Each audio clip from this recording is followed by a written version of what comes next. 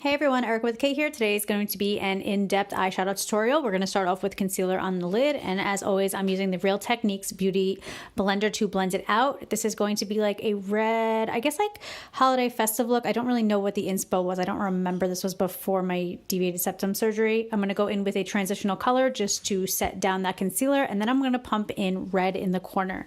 And then I kind of tried to leave in not a lot, but a decent amount of my blending because sometimes I get comments saying that I don't blend enough. So here you go. Then I'm going to take a fluffy MAC brush and I'm just going to take a brown and I'm going to blend out the top. And then with a precise like e.l.f. tapered brush, I'm going to pump some black in. Then with the MAC brush, I'm going to blend that out. I do cut out a lot of the blending of this. I do add more black in and I fluff it out and I do cut that out. But I just wanted to give you guys an idea of what this looks like. Then I'm going to go in with a gold shimmer color. I'm going to pick this up with my finger because it's easier to do shimmers. And then I'm going to take that red that I had done and I'm just going to like blend it over on top of that gold, and I just had to pick up more and you could see it's giving like a nice transition color. Then I'm taking that original brush that I used to set down the concealer and I'm just buffing out any corners, any edges that just have like wonky makeup.